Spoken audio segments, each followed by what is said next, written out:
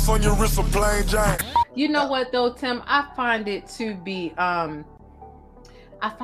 very shocking and appalling how the things that you and Angelo have in common, right, and the trauma behind those things. Well, I did say the same thing, of course, but we're not in common. This man had his daughter. She was in high school. He sent her off with a predator. He turned around. She came back home. He sent her back. And then he turned around and wrote a little note saying that she had permission to go with Robert Sylvester Kelly under a person that was watching over her. Now I think that's nothing in common with what I had going on, because at the end of the day, I felt sorry for him. But when you come to think about it, who sends a high schooler off to stay with a predator and she's still in high school? I don't got an answer for that. That my daughter was out of school. She was doing things that I was not approved of. But at the end of the day, if you notice, like I said again, once we found out Joycelyn had some type of sexually transmitted disease, I still couldn't press charges because it was up to her. Right. And she begged me not to. So I left it alone. Mm-hmm. But then this guy went right back at my daughter and did the same thing and was abusing her. See, I'm glad you brought that up. The difference between my situation and Angelo's situation, I had people that was telling me that my daughter's being locked in a room, couldn't use the bathroom, locked in the laundry room, couldn't come out for days. The difference between that and him saying, even Angelo even said, my daughter was being mistreated. Azrael was the one that was always, and it doesn't make no sense what he was saying, because both of them were being mistreated, but he tried to put his daughter on a higher pedestal, like it was okay to abuse women. You got to be kidding me. To abuse a child and abuse a young adult, that's not right. Mm-hmm. Period. In no form or fashion. A grown man sleeping with teenagers, it's just not right. A word that he act like he can't even. But this is from Angelo Clary, stating he went on Tasha K page and said this. Oh, my daughter is being treated right. She's in the bed with R. Kelly. Who gonna praise something like that? Really? Yeah, this is from his own mouth. I can't say this is hearsay. This is from his mouth. I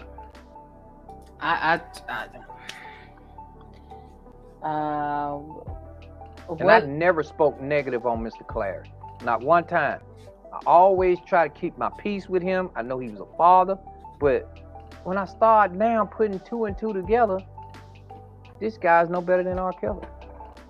The feds need to lock him up for having his teenage daughter in a room with a predator.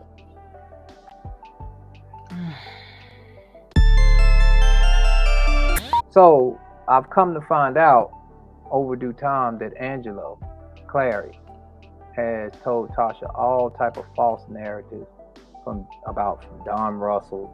Don Russell said my wife had slept with R. Kelly. According to she getting all this information, secondhand information from Don Russell, Angelo. I mean, this is his one that try to blow up the tower up there, to try to, bomb threat. Mm-hmm. Also, this is Angelo, for some reason hating on me. For some reason, I don't know why Angelo was hating on me. I've never done anything to harm Angelo. So after a while, one of the people had, said Angelo and Tasha K was going to do a smear campaign. And she sent me the information. And when she sent me the information, I was shocked. My eyes bucked like this. I'm like, man, wow. So this is what Angelo hate me this much? To do and backstab me like this? I only treated the man with respect. I never did anything to harm him. What was like the the basis of the email, because I was listening and of following along to Atmos's video where he was like reading through the emails. But for the people who don't know, what was it that Angelo did in the emails and in general that really made y'all clash? Well, that part didn't really make me clash because I was shocked. I think I confronted Angelo about it in somewhat, and he denied. But emails don't lie. So I went ahead and went up to Tasha K had called me and she said, I got some information about your daughter. Which normally if I hear Tasha gonna call me, she got information about my daughter, what's up? I said, she picked up the phone and said, what's up? She said, I got some information about your daughter. I need you to come see me right away. I said, okay. I said, send me your address, text me your address. She texted me her address. She opened up the door, greeted me with nothing but respect, treated me fairly, treated me nice.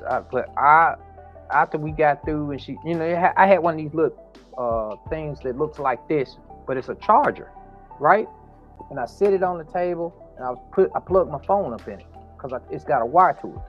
So I don't know what she think this was a recorder when you got a charger that's plugged up to it, first of all, but she still treated me and my wife with respect. She offered my wife something to drink. She offered me something to drink. We sit there and talked, right? But I said, listen, Tasha, I have something I need to talk to you about because I got this disturbing email that you and Angelo are going to do a smear campaign. And she said, no, what are you talking about? I said, let me be clear. I'm in front of you just like I'm talking to you right now. So let me be clear. This email states that you can do a smear campaign against me and try to do some type of harm to try to bring me and my family down. And we've been nothing but nice to you and honest to you. She said, no, I'm not going to do nothing like that. Tim, no, that's not me. She said, matter of fact, let's go in the kitchen and get something else to drink. You want some water, whatever? I said, yeah, that's fine. But I just want to rest assured that you're not part of no smear campaign or trying to bring me and my family on something that is negative and is not true. I said, no, I'm fine. No, that's not happening. 3 weeks ago, 3 weeks later, guess what? It was 3 to 4 weeks later, she did a smear campaign. Guess who was involved?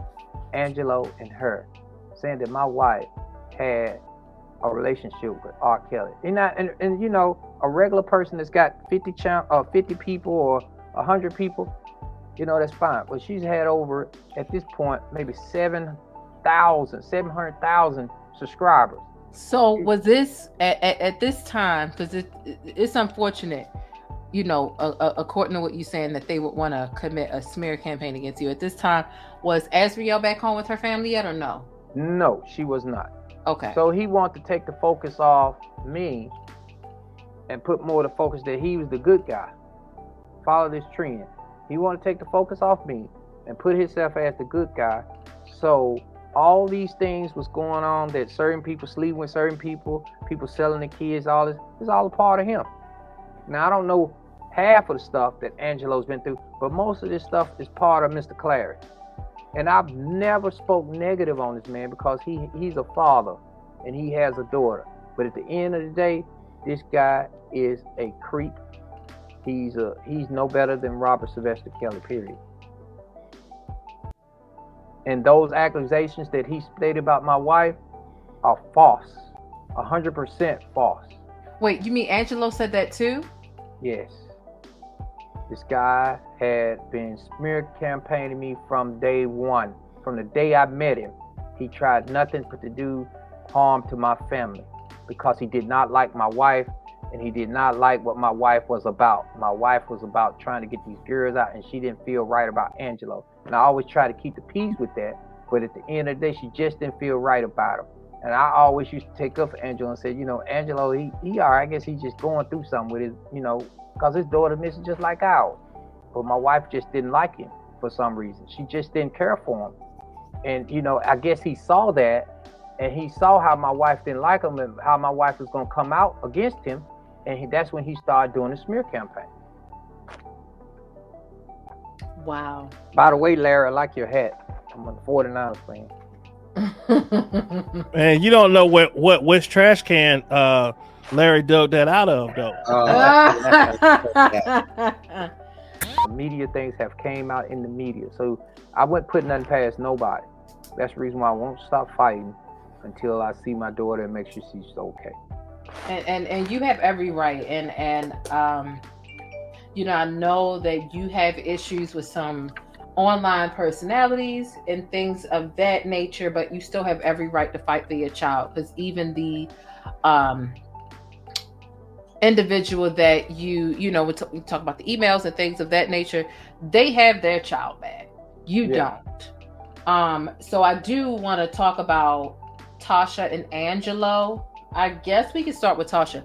I was surprised. I'm not going to lie to him. I was on your page and I heard you becoming very angry because of an accusation of your wife sleeping with Robert. Can you explain why you were so enraged with Tasha and how it started? Froze up a little bit, but if I understand, you want to know where this all come from and how it plays out. First of all, let's be clear. My wife never slept with R. Kelly. Tasha even called me. Now, she did have a nerve. I was going to say something else, but she had the nerve to call me and ask me that. I would say about 3 or 4 years ago. And I told her no. She said, did your wife go out on the West Coast with Joycelyn? And they went out there? I said, yeah. She said, how long she stayed out there? So I said, she stayed about 2 or 3 days with Joycelyn out there on the West Coast. She was invited to a concert. So that's the same time R. Kelly invited my wife and Joycelyn out there, and they went to the concert. And I told my wife, now this is something biblical I'm finna get into. I told her the day she went out there, I said, he's gonna be wearing all black and white. Because I'm a firm believer in Jesus Christ. I don't know what everybody else's religion is, but I'm a firm believer in Jesus Christ. And I said, once you see him, he's wearing black and white. That's a confirmation. I said, I want you to take his hand and pray with him, as if Jesus would do with anybody. I asked her, did she pray with him? She said, no. I said, why did you? She said, I just didn't want to. I said, okay, I understand. I said, tell me what went on. She said, we stayed back there about 3 hours. He had the room real hot, and Joycelyn was there and I was there. We were just talking, and he had food that was brought in, and he was talking about how Joycelyn needed to work on certain exercises and trying to work on her vocals and trying to get things prepared. So because Joycelyn was an inspired singer, she had multiple songs that was already out. And he said, when we get back, we'll talk with Sony and get everything worked out. That Sony never happened. First of all, they came back home. We're supposed to have to set up another meeting with Sony, but that never happened. At that point, I'm thinking my daughter don't have no communication with him. So I'm thinking my daughter is getting herself prepared to go to college at that point, which she's not. She's getting herself prepared to go fly out, see this man. She didn't got raped. She didn't know how to figure out what to do. She came back and talked to her writer. Her writer calls me over to the house because Joycelyn was afraid. Put a tape recorder down in front of me, which they was on Lifetime as well, Tone and Millie. They was on one of the seasons, and they talked about this. And they stated what had happened. Put a tape recorder in front of me and said, we need you to hear something, but before you do that, we need you to sign this. I said, whatever you're going to need to sign, I'll sign it right now. I don't care what you need to sign. Just tell me what you got going on, what's going on with my daughter. And so they played the tapes, and before 2 to 3 minutes, I said, man, cut this. I just cut this off. I said, where's my daughter? And come to find out, he said, your daughter on the way back. But let me tell you something. Your daughter has been in a serious trauma situation with Robert Sylvester Kelly, and that's the reason why we called you. So we ended up talking to Joycelyn, and we got her. She came to the house. I talked to her. I said, hey, what's going on? You need to tell me what's going on right now. She went to the doctor the next day. This is an exclusive for your channel. She went to the doctor the next day. We took her, me and my wife. The doctor said, Mr. Savage, your daughter's over 18. We really can't talk to you about this. She has to want you to be able to listen to whatever's going on with her health. Even though you pay the bills, even though you pay the doctors, she has a right to not to share information with you. And I said, you mean tell me you're not going to tell me what's going on? And my wife is furious at this point. She's like, get this on the phone, blah, blah, blah. And at that time, we just know that she had a STD that was curable, right? And so the doctor didn't want to share everything with us. So she was like, you know, we're waiting on some other test results. They should be coming in shortly. And Joycelyn, do you want to share anything else with your father while we're here? She said, no, you didn't share what I wanted to share. And we went home, we prayed, we talked about it. My wife was extremely upset. I was upset. I was extremely upset with my daughter. I mean, I've never been that upset in a long time. So my wife wanted to plan a trip to go up to Chicago at that point. She was pissed. So she was planning a trip where she said, no, I want to meet this MNF right now in front of me. I want to see what's going on. Because he didn't sit here and had sex with my daughter, and I don't know about this dumb shit. So this is how this is going. You're going to know this is so touching to me. My wife went up to Chicago. She's getting ready to go to the studio. She went to the studio. She's getting up there. She went to the studio, and I don't know all the details because I wasn't there because I had Jory here with me. But come to find out, I had called her and said, hey, I got the email. Your daughter has a STD that is uncurable. She said, what? This motherfucker, what? And they was finna come to pick her up to take her to the studio. He said, I ain't going no motherfucker. I said, Johnny, so just get on the plane, please. I'm finna confront this motherfucker. I said, I'm just telling you, I'm going off of her feelings, all right? I said, listen, please, don't do this. Don't do it this way. This is not the right way. This is not the right way. You're gonna go to jail. I said, you're gonna confront this man. Y'all gonna get to fighting. It's just not right. You as a woman, you're gonna go to jail. You're in Chicago, in a town that I said, we need to get Joycelyn back to the house and we need to press charges. Said just like that. So she got back to the house. Now this is gonna be the killer part right here. I'm sorry, it's a net or something in the house. It's gonna be the killer part. So they got back from Chicago. She came back to the house. And Joycelyn begged me, Daddy, I don't want to press charges. I don't want to press charges. I don't want to press charges. I said, no, we're pressing charges. So after that, I did not press charges. I told Joycelyn, I said, you're going to get your life together. You're going to get yourself in school and you're going to get yourself situated. So I didn't press charges because I couldn't anyway because she was of age anyway. Right. She was 19 years old. So at that time, she was going to prepare herself to go to college. She's going into the school.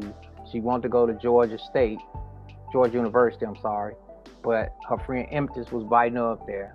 Now notice what I told you. We found out that she had an STD at that time. You follow me? Mm-hmm. We did not press charges on Rob at that time because she was of age. She had to press charges, right? Mm-hmm. So she was going to Georgia. She went up to Georgia Gwinnett. She's still seeing this dude. She's still seeing it. We didn't know that she was still seeing it. She told us she was done with it. She wasn't want to do this. She didn't want to do this, right? She ain't had nothing to do with Robert. You follow me? Mm-hmm. And now she's still going to see him. We thinking she's sending me pictures from Georgia Gwinnett College. Not Georgia Gwinnett College. She's from Georgia University with her friend that's up there. I don't want to name her friend. And I'm like, something is funny. Me and my wife, we getting prepared to do stuff. We doing, going to work, doing other things at the boutique or whatever, right? So we're getting ready to close the boutique, matter of fact, because my wife is already stressed out about Joycelyn. By the way, during that same time frame, my wife is so stressed, she had a miscarriage. Nobody knows this. I'm sorry to hear that. The baby was 2 months old. She had a miscarriage. The doctor told us that, only thing we could do, we went to check on the baby, we went in there and come to find out that the baby was dead. So we had to do what we call a DNC or something like that so my wife was very having these emotions and she just had a miscarriage, her daughter acting out. I just told her she just need to rest, just get yourself together, blah, blah, blah. So Joycelyn's going off to school. She's going to school in the summertime because it was going into the summer months. She's getting ready to go to summer school. So she's going to school, right? She's still messing off with Rob, which we didn't know nothing about it. She's up at Georgia Gwinnett College. So we got a cousin that comes into town. It was about July or August, right? And started, like I'm saying, she said, where's She called Joycelyn Juicy. I don't know why she called her Juicy, but she called her Juicy. She said, where's Juicy? I said, she in college. She's in the dorm for the summer, summer months. And she's going to school up there. She's staying on dorm. She said, I really want to see her. So I called Joycelyn. I said, Joycelyn, where you at? She said, we went out last night, and me and Diana. Notice I said the word Diana. Mm-hmm. Me and Diana went out to a party, and we had a good time. I said, Diana. I said, what's Diana's number? I said, cause I ain't never heard you mention no friend Diana before. She said, yeah, I give you the number later, Daddy. Everything's fine. I'll give you the number later. I said, okay. Well, I said, your cousin, your wife's cousin really wants to see you. She ain't seen you while she's from California. So later on down the road, it comes around October. Things are just getting funny. Joycelyn's not calling. She's not coming home. We would normally go up there and see what's going on, because I actually, put her into the dorm. We got a room set up and stuff like that, right? So a roommate has met us, me and my wife. And the roommate stated to me, she said, Mr. Savage, we have a problem. I said, what do you mean? I said, where's Joycelyn? She said, we have a problem. I said, what problem we have? She said, your daughter is seeing Robert. I said, God damn it. I said, where's Joycelyn right now? I said, put her on the phone. She said, she's not here. She said, that's the reason why I'm calling you, Miss Savage. I'm getting concerned. Robert has broke her phone. He's being controlling. She told me not to say anything to you guys, but he's being very controlling, and I'm afraid for her life. I said, okay. I said, let me call Joycelyn. I said, Joycelyn, where you at? I'm with Diana. I said, well, put Diana on the phone. And she was like, I can't, Daddy. I said, what you mean you can't? She said, I'm with Rob. I said, who? Robert. I said, are you kidding me right now? I said, for real, Joycelyn? So I said, man. So it took about 2 to 3 weeks. We finally got a chance she came up to the dorm, right? So I'm playing a situation. I'm trying to get her. Robert had got in an argument with Joycelyn's ex-boyfriend. Her ex-boyfriend called me and said he got into Rob, and Robert wouldn't allow him to talk to Joycelyn. And so when he wouldn't talk to Joycelyn, then her ex-boyfriend called me. He said, Joycelyn has called me, but Joycelyn is upset about something. He said he think Rob had hit her. I said, hit her? I said, are you serious? I said, man, I said, okay, I know how to handle this. So I called Joycelyn. She finally picked up on the phone and said, Daddy wants to see you. I said, can I please come see? She said, Rob want me to file a police report on my ex-boyfriend because he want me to get a restraining order on him. I said, really? He wants you to do? I said, okay, no worries. I said, well, we can do that. I said, I'm coming to see you, baby. I said, where you at? She said, I'm on school campus right now. I said, oh, okay, I'm on my way. So I called the pastor friend of mine, called my wife, and I told him, I said, hey, look, I finally got in touch with Joycelyn. I need all you guys at the house. We need to do an intervention with Joycelyn. They said, okay, we'll be there. When you get back, she thinks we're going to Clayton County to file a charge on her ex-boyfriend, or file a restraining order, right? So I get up there to the school, guys. And her roommate walked her out, and I told her roommate, I said, Joycelyn may not be coming back to school. I said, because I need to find out what's going on. She said, okay, Mr. Savage, I understand. So Joycelyn had walked out. And she hugged me. She said, hey, Daddy. I said, hey, baby girl. I said, what's going on? She said, oh, I like your car. I had just bought a car. They had bought that Mercedes, the gray Mercedes S-Class. She said, I like your car. I said, yeah. I said, but what's going on with you? She said, Rob want me to file a police report on my ex-boyfriend because he called him and doing it. I said, oh, yeah? I said, okay, come on, let's go file a police report. I'm being devil's advocate at this time. So I get her in the car. And by the way, before we get in the car, after I hugged, she had a black outfit on, like a jumper, right? But Joycelyn had lost so much weight.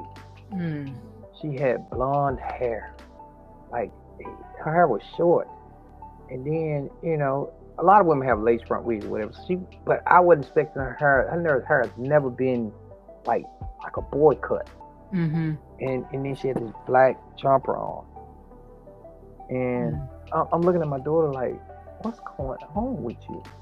You know what I'm saying? It's in my mind. So she got in the car, and we're headed back to where we live in Georgia, right? It takes about an hour to get there, get back home. So I'm getting back to, we was probably in Gwinnett somewhere. We had just left school, and I asked her, I said, give me your hand.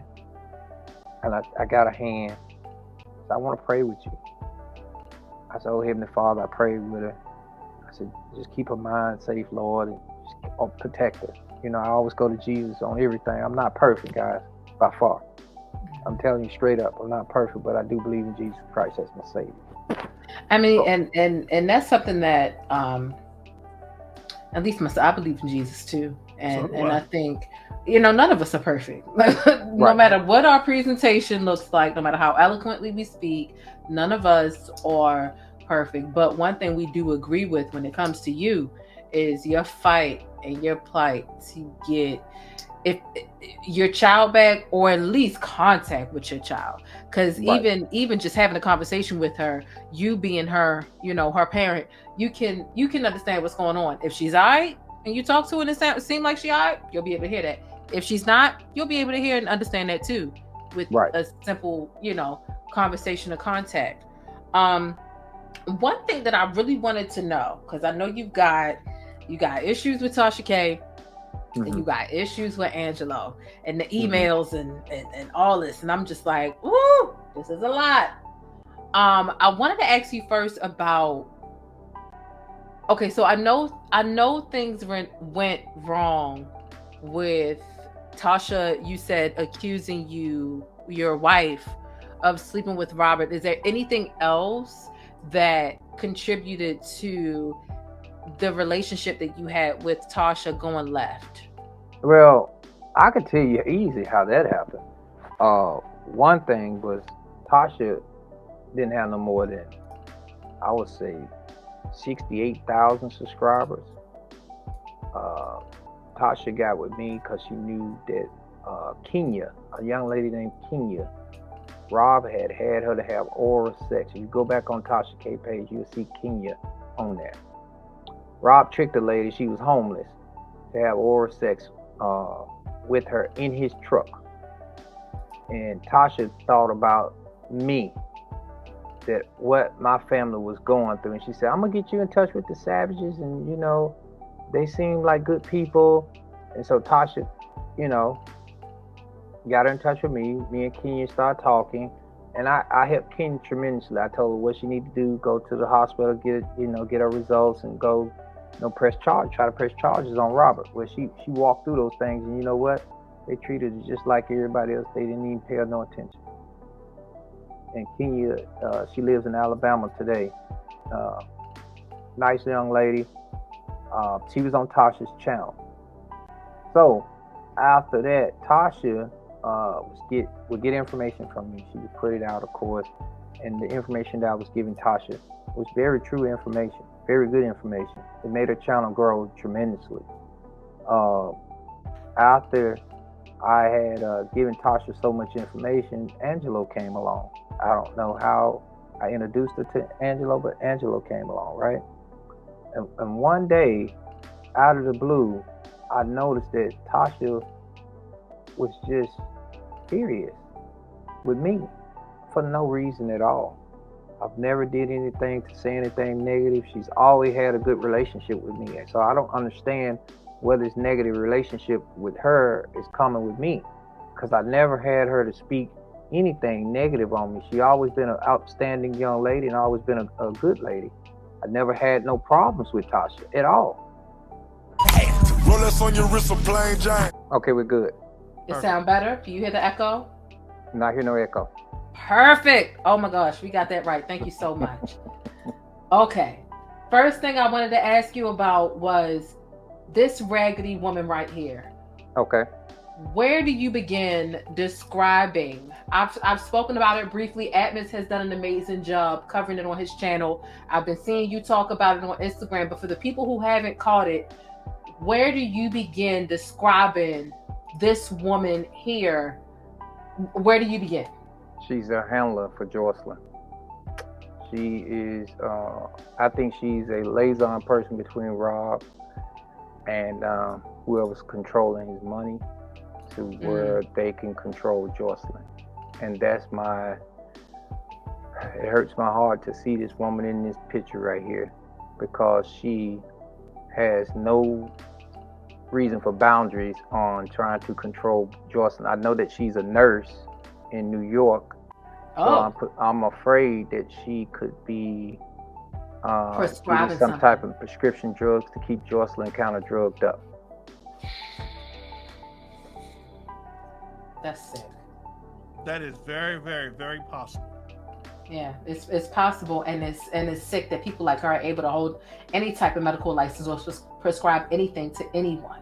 Yeah, I had no clue she was a nurse. Yeah, she's a nurse, and I come to find it out. And when you are a nurse, you can know what meds to give somebody to keep them sedated or keep them in a situation where they can't even hardly communicate.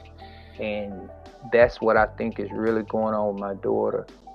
I am praying to get a chance to talk to her, my daughter, Joycelyn, and get this woman away from her as soon as possible.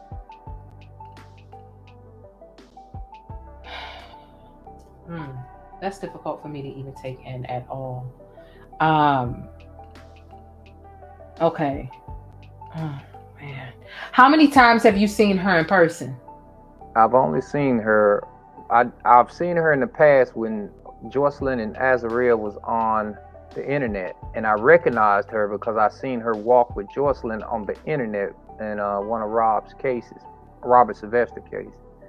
And so when we was at the trial in New York, and she was just following us around, it was another place and was there filming, and Lifetime was there filming also. And we was walking. I said, this lady looked familiar. And I couldn't put two and two together till later afterwards, because she had a phone out and she was just recording me. And she looked so familiar. And I was telling Jonjelyn, I said, this lady looked familiar. I don't know where I can know her from right now. And later on it clicked to me that that's the woman that was walking with Joycelyn. And as we had taken a break during the first day of trial, and this is where she really got up on it. She followed me and my family, and we had a off-duty police officer with us that was our security, right? Mm-hmm. So as we was leaving the courthouse, or she was outside, I can't recall right offhand, but we was at the courthouse, and I had pulled my phone out to check my messages, because you can't check messages in the courthouse. They don't even want to have really phones. They took everybody's phone, right?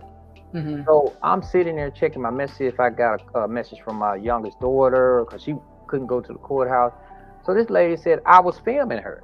She went and told the officer in the courthouse, because you can't film nowhere on their premises. And so I said no. I said, look at my phone. I'm not filming her. And she said, yes, you were. And and she just got into an altercation. And I said, look, ma'am, I know exactly who you are. She said, you better know who I am. And after that, she got to a point where she was arguing or having a heated conversation with my wife. And she told my wife, you'll never see your daughter again. Never. So I think they tried to follow us. We went across this. If you're ever in that Brooklyn courthouse, they have restaurants across the way. And there was other people that was out there. You had kids and stuff that was, so I guess they was getting out of school or whatever, I don't know, but there was some kids out there, and you can tell the atmosphere was just overwhelming with some of the people that supported him. And when you think of people supporting someone, you think of people, if they were really true R. Kelly fans and so on, you would think they would be more, how can I say this, more professional or more You would think they'd be a little bit older, but more professional. These people was hood people. They was just straight up hood. Yeah. And these women, they just didn't care. And these are the people that Joycelyn is around. These are not people that are intelligent people. These are people that would do anything for money or do anything to try to harm me or my family, or even, I think, harm Joy. You know, we had someone spotted Joy, I think 2 weeks ago. So, because when I put out when I got on the Instagram, I was on what was it, Shade Room, and I had someone contact me and say Joycelyn was spotted in Walmart, but she looked malnourished, and that's what the ladies told me. She said she looked malnourished. She kept her head down the whole time, and the lady Glenda was with her, and another young lady was with her. And this other young lady said, "I can't wait to get rid of this bitch." She was talking about Joycelyn. And the lady heard her say that. And that's when the lady called me and talked to my wife and got in touch with us and told us that. And it concerns me when somebody, you know, if Robert Sylvester Kelly had somebody that's supposed to be an enabler that's watching over my daughter. I was gonna say girl, watching over my daughter, and she says out of her breath, she can't wait to get rid of this bitch. And I'm sorry for the language, but that's what she stated. And that concerns me as a father. That concerns me of her health. And, you know, people are just not moving fast enough. I hate for something to happen to my daughter. I don't wish nothing on nobody, especially my daughter. But, you know, these are the things that were said, and they're true. It is. Give me a second. I want to play this clip of this ridiculous woman. Yes, ma'am. Why are you here? I'm here to free R. Kelly. He's innocent, and I think they railroaded him.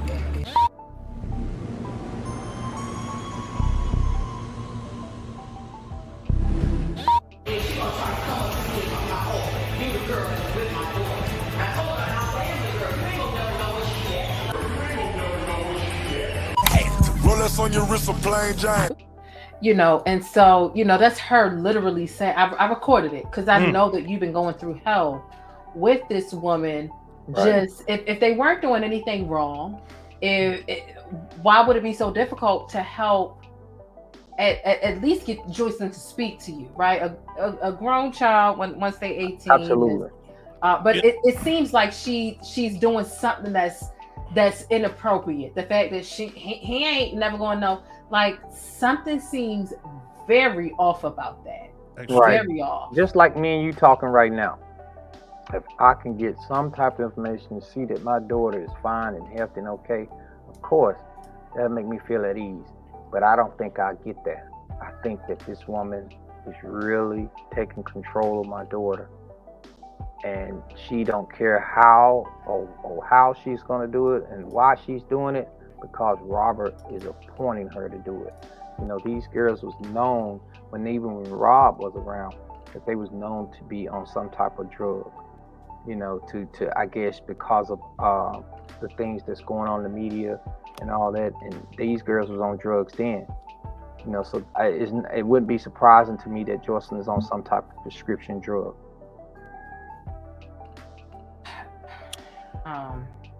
You know, I was thinking earlier as I was working, and I just thought about when people say, "Oh, well, she just don't want to talk to her parents," and I said, you know what? I said, the weirdest part about this whole thing is you can be upset with your parents, and you might not talk for at the latest a week. You're gonna eventually call your mama and say, "What y'all doing?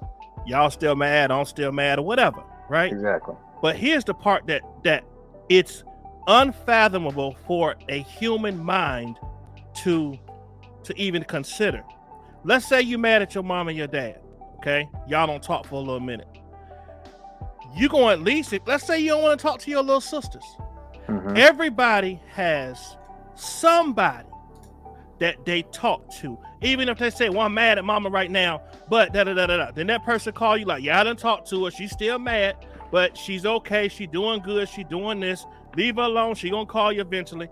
You can't even get that. Right. And that's where the creepiness and the scandal comes in, because as far as I know, allegedly she's seeing this dude at least once a week.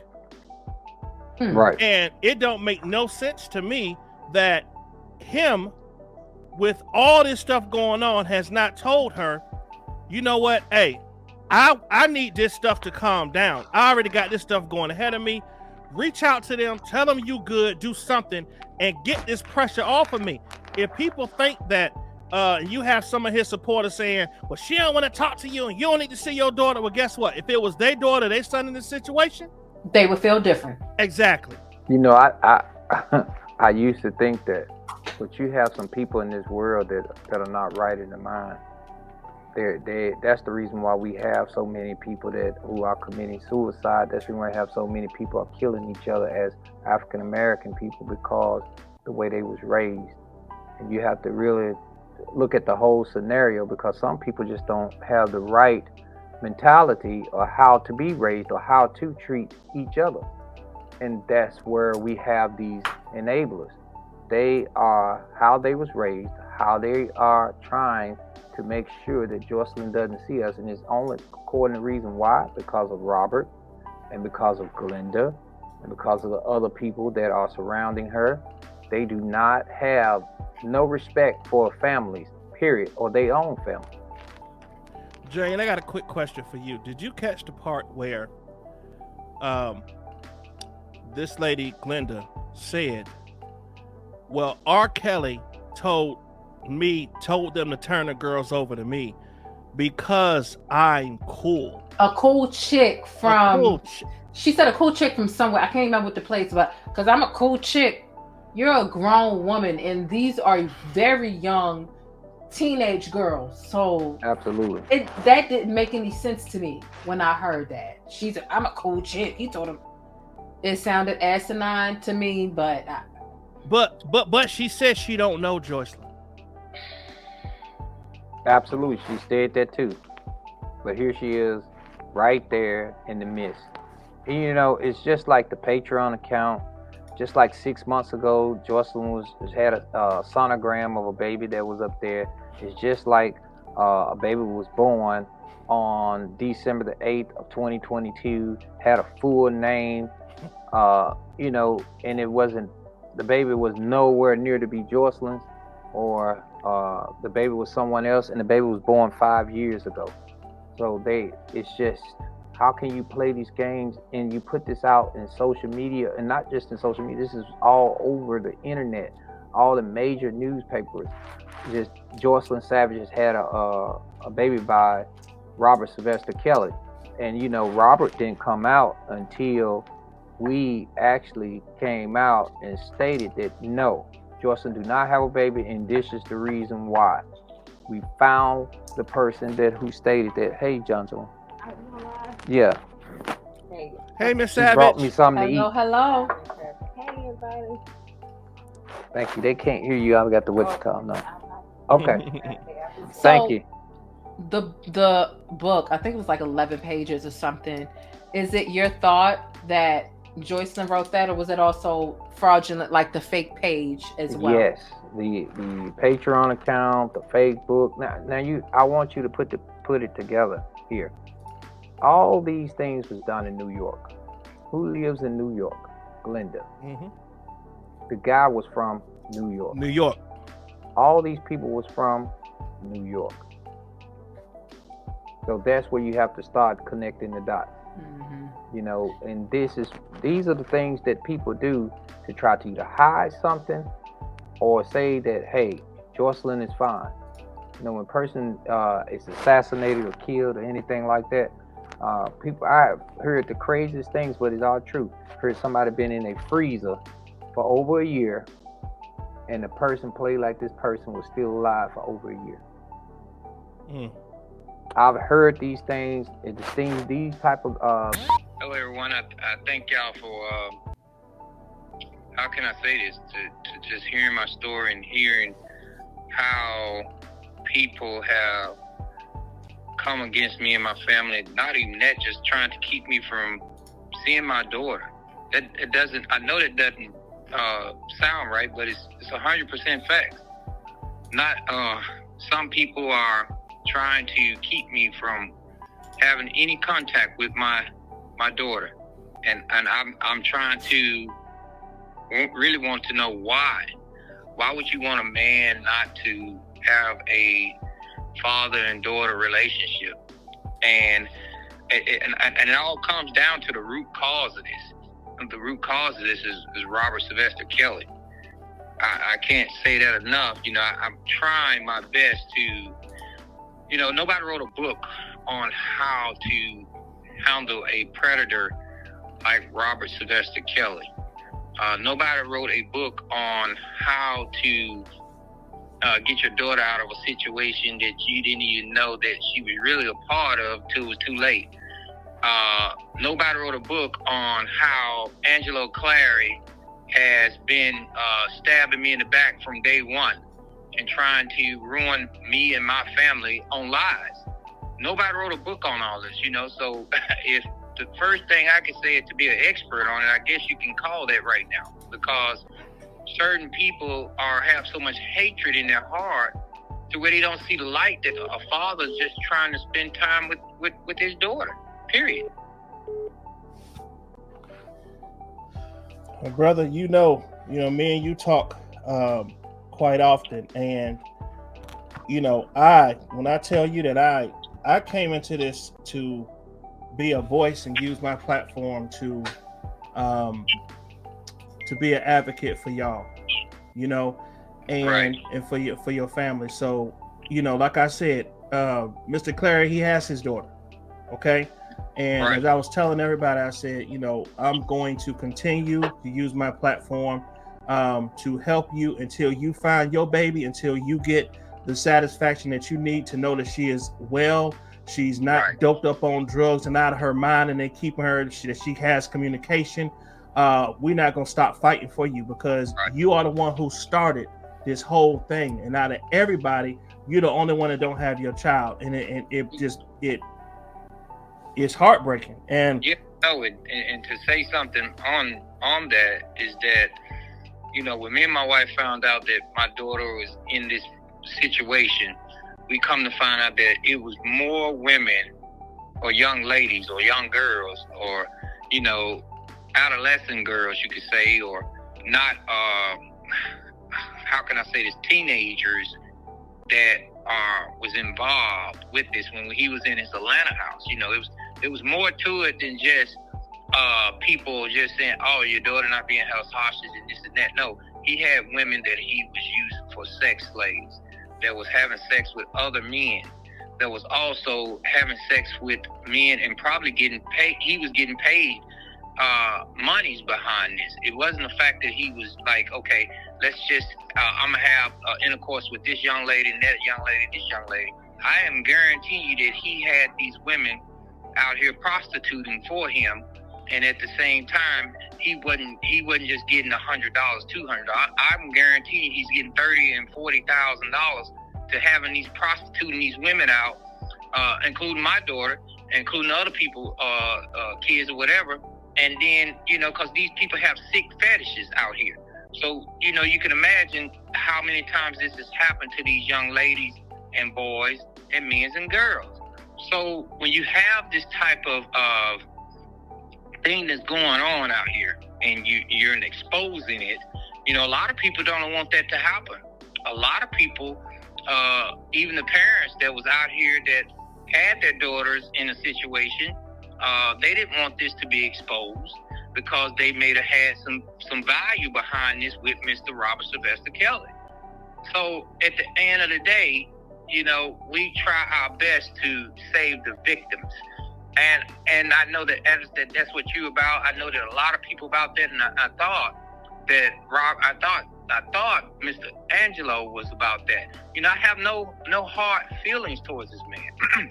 When I went on live yesterday and I went for my Instagram, it was about Tasha K. I caught myself and I said, hey, it's not about Angelo, it's about Tasha K with my wife what she said about my wife. You know, even go to the extent to say my wife was sleeping with Robert Sylvester Kelly, which was just crazy, you know.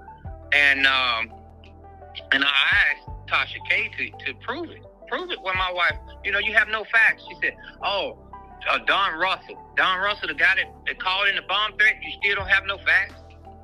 Okay. You have Angelo Clary was behind giving Tasha K things behind my back. I come to find the notes. I come to find the emails that he was plotting to do a smear campaign against my family. And later on, when I exposed this and gave this to Tasha K, which you guys have the email, it was stated in the email that, you know, 2 or 3 weeks afterwards, she came out this smear campaign. After I have not just called, not talked to her on the phone, this is a face-to-face meeting. And she's like, no, I'm not that type of person. And this and that, I'm Mr. Savage, I'm all in her face. But when you get behind these, internet, you want to be able to say something totally different. And you have these type of characters that are out here that do not want to see a father and a mother and my other daughters see their sibling. And that's what it all boils down to, guys. It doesn't boil down to nothing else but me trying to have a relationship with my daughter, trying to make sure she's fine, healthy, and okay. If you ever know me in any instance, that was one of the key things I wanted to find out, to make sure my daughter's fine, healthy, and okay. And I still want to find it out today. I still want to make sure that she's not on any type of drugs or any type of prescription meds, that she's, not in her best thinking mind right now. These are the things I want to find out so I can give my daughter the help that she deserves, not to put on any TV screen or any Lifetime. Lifetime was brought up because we wanted to bring awareness, not to make any funds off of it. Of course, they paid us to have what we call a stipend check, and that will cover any type of expenses or anything that you had outside what they was actually, if they had to fly you somewhere.